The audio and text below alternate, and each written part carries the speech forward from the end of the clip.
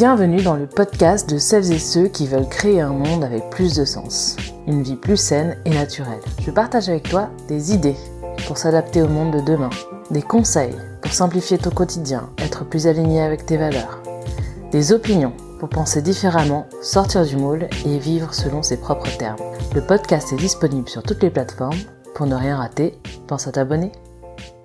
Hello et bienvenue à toi dans ce nouvel épisode du podcast Se Relier. Se Relier, c'était une émission pour explorer et innover pour demain, pour les personnes audacieuses qui ont envie de changer nos modes de vie. C'est un podcast intime qui se veut plutôt authentique. Ma mission, c'est d'aider un petit groupe de personnes à avoir des résultats concrets chez eux et impacter positivement la planète. Je ne vise pas de faire le plus d'audience possible, ce qui m'intéresse, c'est de transmettre à toi ce que je trouve génial pour que tu en profites à ton tour. Alors aujourd'hui on va parler de l'eau du robinet. Est-ce qu'elle est bonne pour notre santé, bonne pour la consommation? Est-ce qu'on a d'autres alternatives? Est-ce que l'eau de source en bouteille est une bonne alternative? Est-ce que l'eau de pluie peut être consommée? Voilà, on va faire un peu le tour de la question.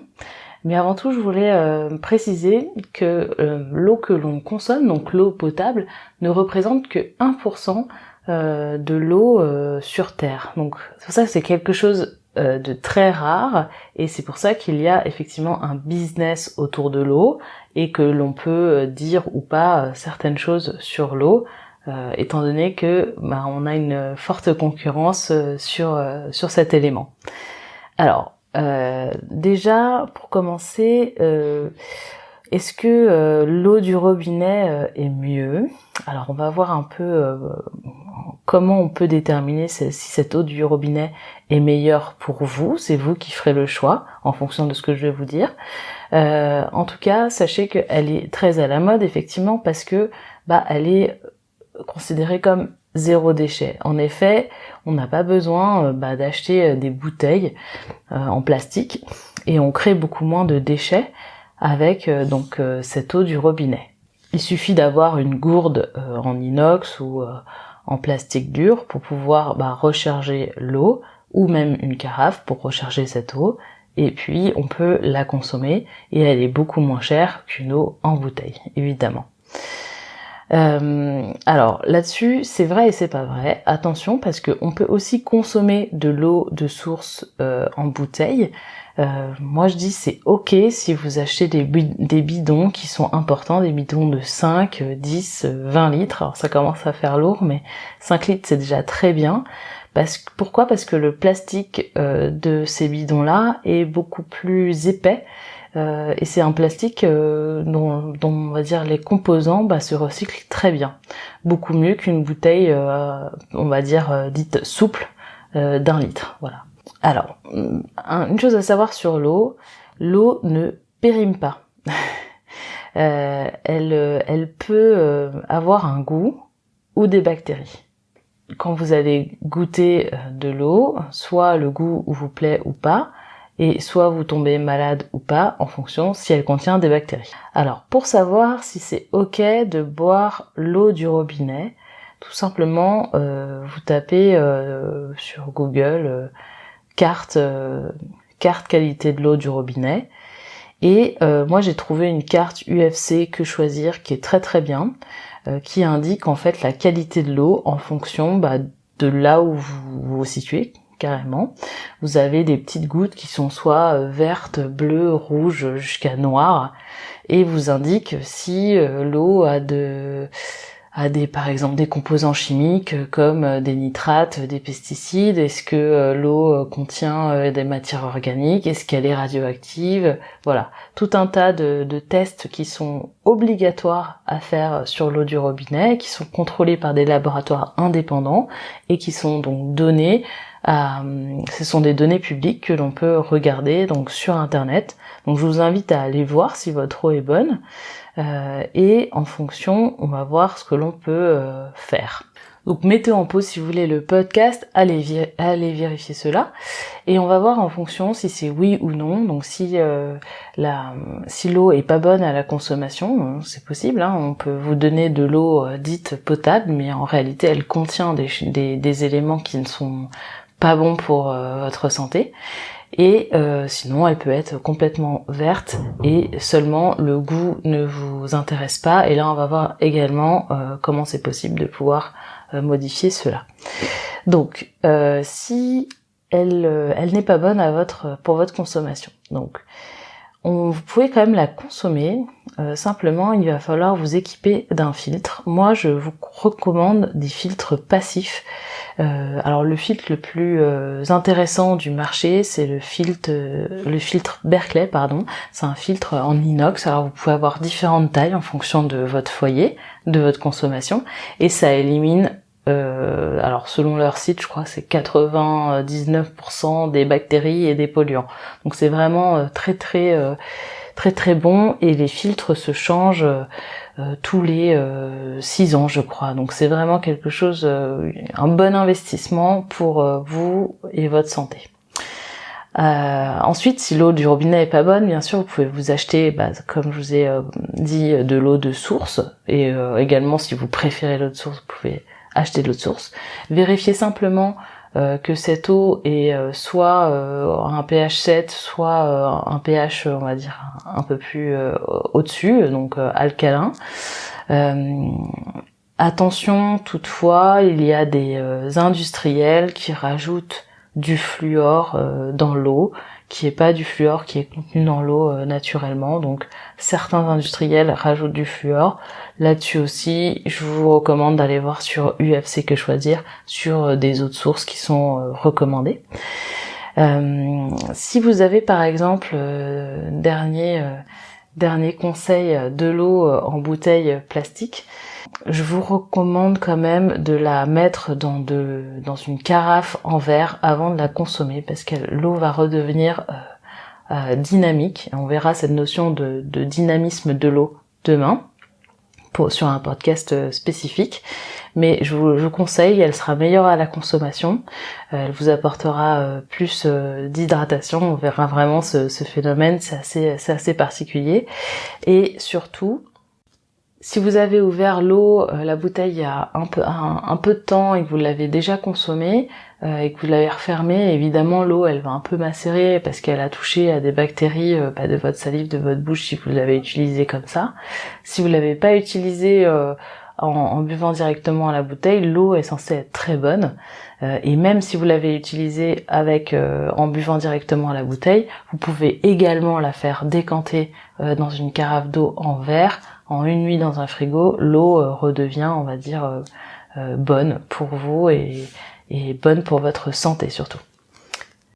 Alors revenons à notre qualité de l'eau. Donc, alors si la qualité de l'eau donc vous convient, vous pouvez consommer l'eau du robinet évidemment, et pouvoir la consommer directement si vous voulez. Vous pouvez la faire aussi décanter à la carafe, dans une bouteille en verre de préférence. Donc ça c'est pareil, c'est donc le dynamisme de l'eau. Je vous l'expliquerai donc demain. Alors le fait de faire décanter l'eau va lui enlever donc le goût. Elle va atténuer le goût. Donc plus vous la laissez décanter, plus le goût va s'atténuer. Et surtout, ce qui est important, c'est de faire décanter cette eau si votre eau paraît trop chlorée, parce que le chlore, ça va s'évaporer dans l'air lors de la décoration. C'est pour ça que je vous recommande d'avoir une carafe en verre, mais avec un bouchon, on va dire pas hermétique. Donc si c'est un bouchon en liège par exemple, c'est super. Ainsi, le chlore pourra s'échapper de la bouteille et vous aurez une eau qui sera vraiment au top. Vous pouvez aussi ajouter un charbon pour filtrer l'eau. Alors le meilleur des charbons, c'est un charbon malheureusement qui vient du Japon, qui s'appelle le charbon Bintoshan, qui a d'énormes propriétés. Je vous laisse vous renseigner sur internet, donc ça s'appelle charbon Bintoshan. Alors, autre chose par rapport au charbon, vous pouvez utiliser, si vous voulez, des choses plus locales, comme des billes de céramique qui vont, elles, purifier l'eau, donc avec le fait que l'eau passe dans la céramique. La céramique, c'est quelque chose d'assez fin et qui laisse qui va emprisonner donc les bactéries. Mais je sais pas trop, j'ai pas essayé cette technique et je crois que l'eau peut quand même garder un goût. Alors, il y en a qui sont vraiment très contents, mais je pense que en réalité, c'est le fait de faire décanter l'eau dans leur carafe qui enlève le goût, et effectivement, les billes de céramique, la purifient encore plus. Alors, petit aparté sur cette eau du robinet, on va entendre dire oui, l'eau du robinet c'est un peu dégueu parce que ton voisin il va aux toilettes et puis c'est cette même eau qui sert pour le robinet. Oui, c'est vrai, mais elle fait quand même un cycle. Elle va quand même dans une station d'épuration, elle est rejetée à la nature, dans une rivière, et ensuite elle est captée en sous-sol. Donc elle a quand même un grand cycle. Il faut savoir que l'eau que l'on boit aujourd'hui, elle était bue par les dinosaures avant. Donc c'est une eau qui a fait beaucoup de cycles. Donc c'est pas vraiment un bon argument. Je pense que se référer à la carte de la qualité de l'eau, c'est un tout petit peu plus sûr que se dire que son voisin utilise les toilettes, et d'ailleurs vous aussi vous utilisez les toilettes. Donc quand bien même ça vous dégoûte un peu, c'est possible d'utiliser l'eau de pluie. Surtout si vous êtes dans un site isolé où vous avez ni source d'eau ni eau on va dire du réseau, vous pouvez utiliser l'eau de pluie. Attention, toutefois, l'eau de pluie n'est pas minéralisée. En fait, l'eau que l'on consomme, elle est donc en sous-sol, elle va se minéraliser au contact des roches, ce qui va nous apporter les minéraux nécessaires au bon fonctionnement de nos reins, de nos organismes, etc. Donc l'eau de pluie, malheureusement, ne sera pas minéralisée. On peut la minéraliser artificiellement grâce à des filtres spécifiques, ou alors enrichir son alimentation de minéraux. Mais c'est une eau qui va être plutôt plate, quoi. Et puis qui aura vraiment pas beaucoup de goût. Donc c'est bien d'avoir peut-être un récupérateur d'eau de pluie plutôt en pierre. Alors c'est un peu compliqué, mais voilà, c'est ce qui est conseillé, ce type les grands lavoirs qu'on avait avant, ça c'est super pour récupérer l'eau de pluie. On pourrait les réutiliser à cette fonction. En tout cas, il faut savoir que si vous voulez utiliser l'eau de pluie, c'est ok, vous pouvez utiliser des récupérateurs d'eau de pluie. Par contre, sachez que les 10-15 premières minutes, la pluie va nettoyer le ciel. Donc on n'est pas sans savoir que notre ciel est quand même assez pollué. On a beaucoup d'avions qui passent, on a beaucoup d'usines si on est dans une zone plutôt urbanisée. Donc le ciel contient des fumées, des polluants qui avec l'effet de la pluie vont être nettoyés. Et donc ça se passe les 10-15 premières minutes. Donc soit vous mettez un tempo sur la récupération de votre eau de pluie, soit vous consommez pas cette eau de pluie. Tout simplement, vous la consommez pour vos toilettes. D'ailleurs, en France, c'est interdit de consommer l'eau de pluie, sauf en autoconsommation. Donc sachez que c'est à vos propres risques et périls si vous consommez l'eau de pluie.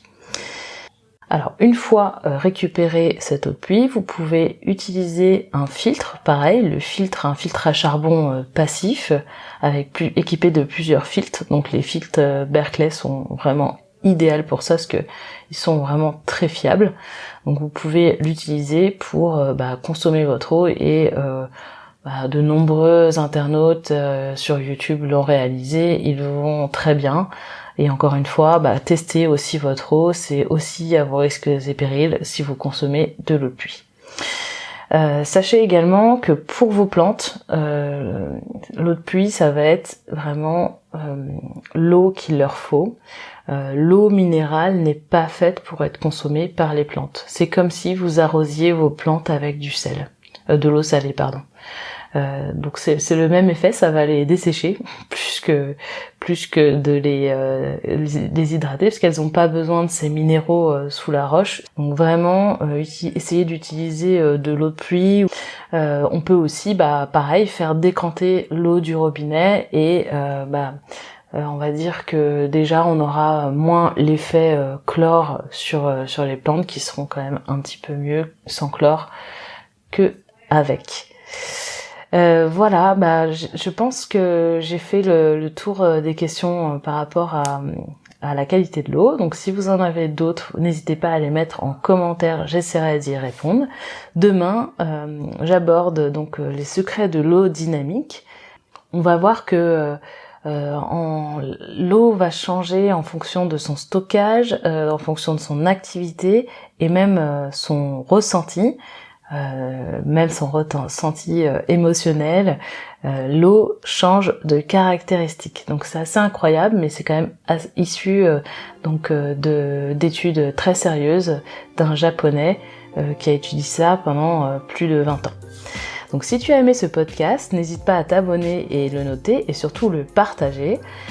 Si tu veux me suivre et recevoir plus de conseils, je te propose de t'abonner à ma liste email privée qui s'appelle les emails privés du Green Club. Le lien est en description. Tu peux aussi rejoindre le groupe Facebook du podcast Se Relier et répondre en ce moment au sondage. Je mets les 2 liens en description du présent podcast. Et en attendant, je te souhaite de prendre soin de toi et je te donne rendez-vous dans un prochain épisode.